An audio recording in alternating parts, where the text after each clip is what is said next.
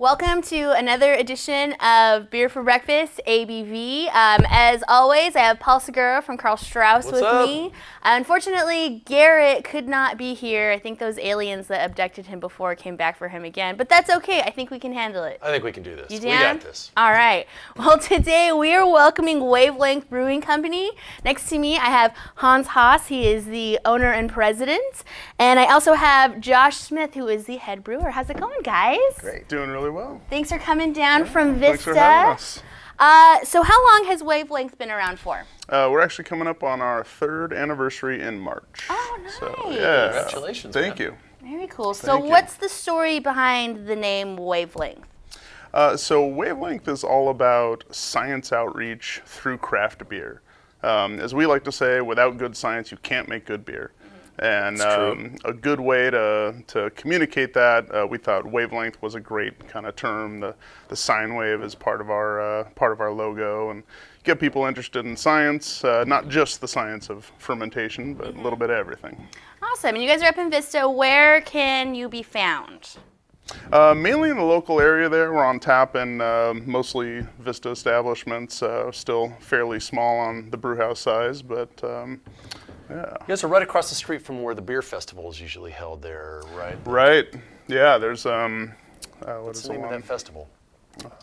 Rhythm and Brews. Yes, Yeah, yes. yeah, big one. So Yeah. there's lots of good events downtown there, kind of through the year, but that's definitely one of the biggest ones. A lot of breweries come and visit us on that one. It's cool I to came see and everyone. visited you guys after that. Right on. So what are we starting out with? This is our Marzen Attacks.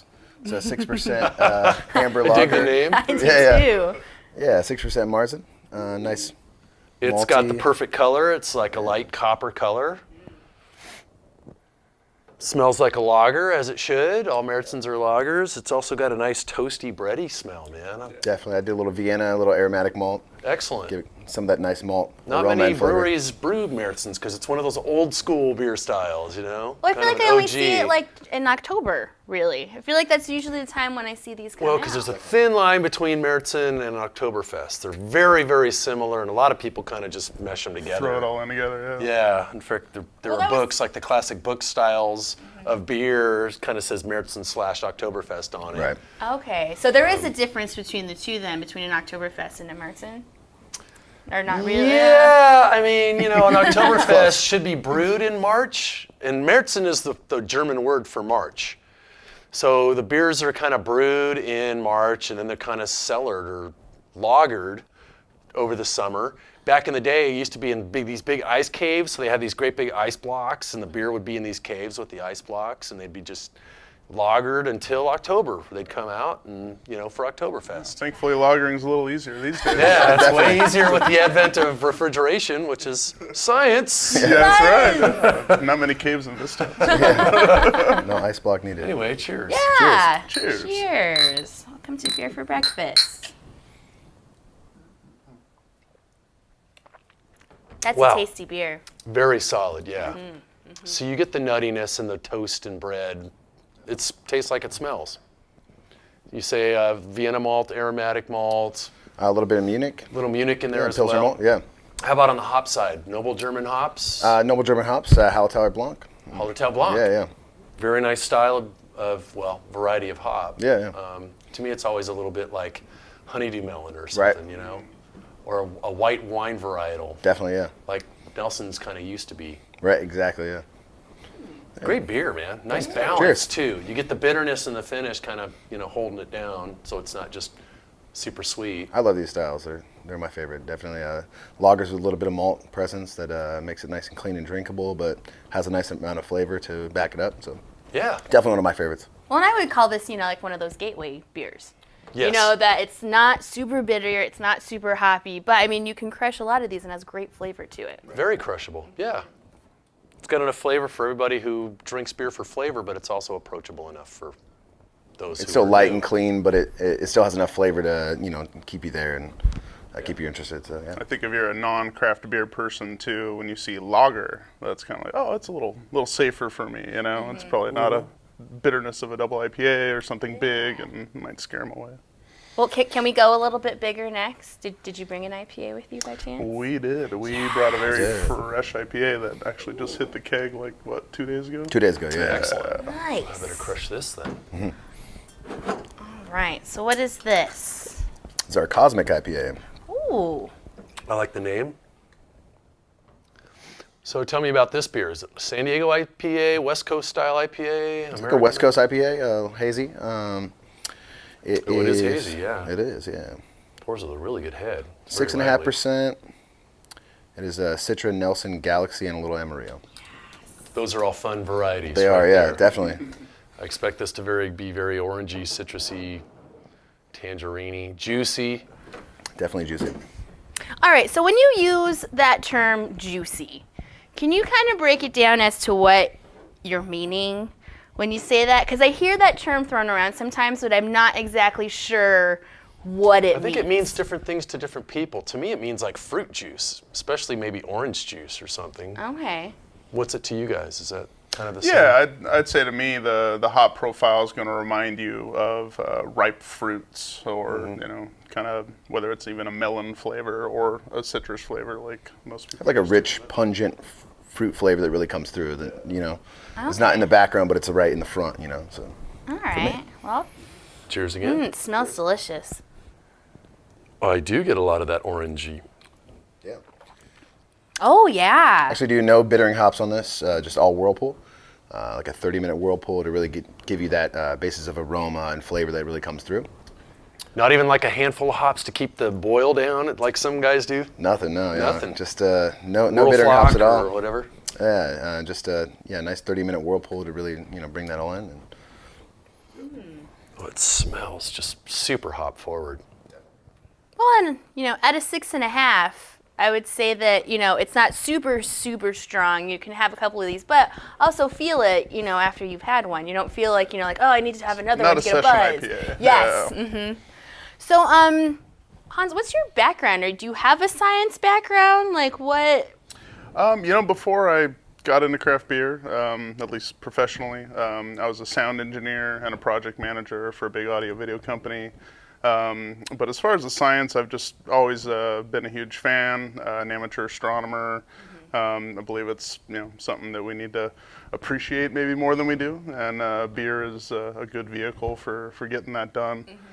So kind of the whole idea was I loved craft beer and telescopes and talking about space and science, and I figured, probably a lot of other people do too. And you guys do stuff with the Fleet Center, right? We do, yeah. We'll actually be there later this week for a Star Wars premiere party on Thursday night. Ah, the Star Wars. Mm-hmm. Yeah, we participate in a lot of their outreach events, Suds in Science. Two scientists walk into a bar. They do love a lot that. of yeah, they do a lot of great adult programming there. So it's not just for kids, as they would say. Right. And Josh, what's your background? Where'd you go? Where were you before Wavelength? I was at Belgian Beaver for about 3 years. Oh, nice. Fortunate to work with some amazing people like Troy Smith, Thomas Peters. Awesome. And then I did a little winemaking in the middle at Negociant Winery in North Park. It's kind of fun. And then met Hans and really dug the concept with the science. I've always been kind of a closet nerd and really dug what they were doing and No came more on closet board. nerd. Yeah, exactly. full blown, yeah, exactly. So what's the difference between making beer and making wine? Like, what's like? I mean, it's like the dummied down version of it. It's kind of the opposite. With wine, you kind of, you source what grapes you can, and then you're kind of, dialed into that.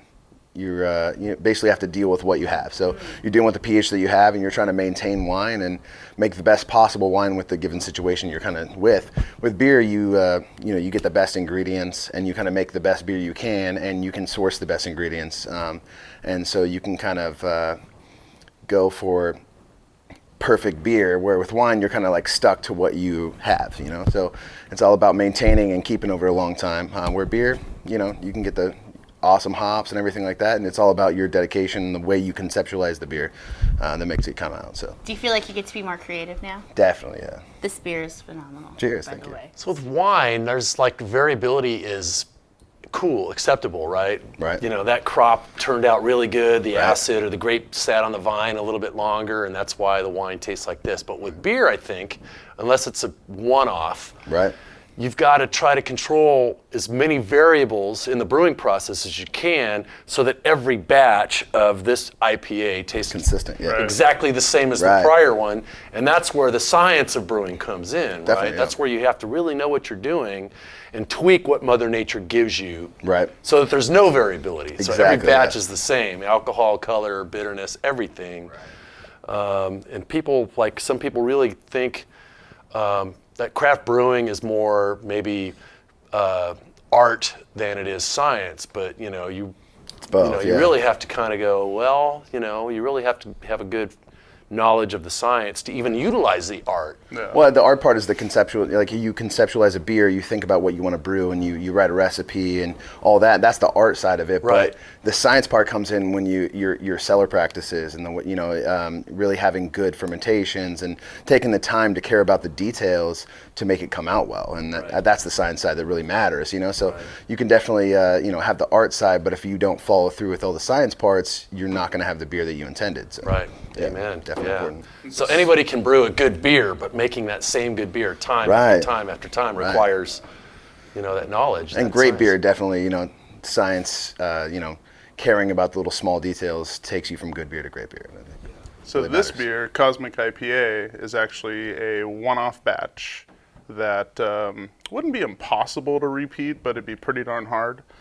We actually took the yeast for this batch beforehand, and we partnered up with another science-oriented business up in Vista called Open Source Maker Lab, and we sent this yeast on a high-altitude balloon to 90,000 feet altitude. Yes. What? Over the Anza Desert. That's so And cool. at that high up, anything you send up that high actually gets a ton of radiation from space. Cosmic radiation, hence the name Cosmic IPA. Are we gonna start going green? You know that waiver that I asked you to sign earlier? Oh God! I knew I should have asked if I signed Right. things. So technically, that radiation affected those yeast cells. It changed them a little bit. There's Oh my hundreds God! of Look what it did to her trillions of them. hair. But yeah, so it was a kind of a unique thing we can do to get people talking about more than just the beer, but the science and the So I went to your website too, and there's like a block or something on there that references is it the space station or yeah. is that what it is? Yeah, so it's a space station tracker, and it's a little Java applet or whatever that you can get from their website and plug in anywhere. And what it does is it lets you know when you can see the space station fly over where you live. That's cool. And so, we're big fans of that. We're big fans of SpaceX. watching space. Yep, definitely a big fan of SpaceX I'm a fan as well. too. But it's a funny thing when you see a tasting room full of people put their beers down and rush outside onto Main Street in Vista, and everyone's looking up, and traffic's going by, and they're like, "What the heck's going on over there?" That's cool. And then we go, Nerds. "Oh, look, there's 6 astronauts flying in a space station that's had pretty people cool. living on it for over 15 years straight." By the way, you should tell people what the website is so that they could go and check that out. And know. Absolutely. They can go to wavelengthbrewco.com. We also have a really cool device in the brewery called an ISS Above. It's a little Raspberry Pi computer that live streams video from the space station. No way. So as you're having a pint there, you can actually have a live view of space. That's awesome. So, yeah, it's a pretty cool little Super product. cool. I would dig that. Yeah, it's Right? fun. Is your tasting room kid friendly? It is, Because yeah. that just seems like the perfect, Yes. if you've got kids who are into science, or Right. even if they're Definitely. not, be like, look how cool this is. Like, Well, that's one of the cool things that tasting rooms bring to communities that you can't necessarily do with other types of businesses, alcohol serving businesses. So a big thing that we do star parties. So we have telescopes there at the brewery. We have a 14-inch and a 20-inch telescope, actually, big ones. And we'll set it up right outside on the sidewalk and show people what you can see. And, if it was like a traditional bar, then folks obviously couldn't bring their kids in and see the moon and Jupiter and all the cool stuff. Mom and dad get to have a beer and everyone hangs out. So that's neat. tasting rooms are really, really cool for that kind of stuff. It's more I of a applaud you family guys for that, man. That's Thank you. so. I hope those don't get damaged. Knock on wood. So did you guys nerd out for the eclipse? Oh yeah. Definitely. Was that the like ultimate like nerd day over was at Wavelength? It was Yeah. super rad because it was like a Tuesday morning, and we had 70-something people in the brewery getting ready to see this partial eclipse outside at like 10 in the morning or whatever it was, drinking beers, and yeah, it was an amazing eclipse. The weather was nice, and it was great. So this beer still has yeast in suspension, in solution, and this yeast was 90,000 feet up? 90,000 feet. So yeah. if a Not mile quite is space, over but 3,000 feet, that was 60 miles high. Crazy. yeah, Wow. it was up Yeah. there. That's amazing, man. So I'm drinking yeast right now that was 60 miles up. It's space yeast. That's crazy. pretty Do you cool. feel kind of spacey I right do. now? It's Yeah. giving me a different buzz. Not just Well, have you guys made this beer without sending the yeast up there? Like, have you tasted the difference between the two? Is it? We haven't. This is kind of a one-off project that we did with Open Source Maker Lab. We do have another really great hazy. We actually have a batch coming on tap in a few days of it called Hopsquanch. We're also Rick and Morty fans. Big Rick and Morty fans. For Yeah. those who may not know the word squanch. But it's another really fantastic beer. Lots of good Southern Hemisphere hops. That real great juicy melony, lots of aromatic hop going on. And, There's some good varieties coming out of New Zealand and Australia. Yeah, I'm in love with those hops. Well, they're equidistant from the equator as like Yakima and Washington, where all the domestic hops are grown, which is probably why that's a good region for Makes growing sense. hops, right? Yeah. Oh, what is this? Sorry, a Centaurus A. Very What kind of dark. stout is this? It's an American stout. Cool. Very, very dark. I use about 9 different malts on this. Typically with my grist, I try and keep it pretty simple. But with this beer, I like to do a variety of different malts to give you kind of a depth of flavor. Very dark chocolate. 9 different malts. Yeah, I do flaked barley. I do midnight wheat, some roasted barley, chocolate malt, 2-row, a little maris otter. So I like to. It smells chocolatey and coffee-ish. Yeah. I like that it looks like a black hole. Exactly. Centaurus A has Yeah. a huge black hole at the center of it. My heart. Yeah. The basis of the name. We don't talk about that, Paul. Oh. That's nice, man. It goes down smooth. It's got a nice mouthfeel too, real creamy, kind of sits on the palate for a while and it lingers. Oats and flaked barley definitely bring that to the table. So.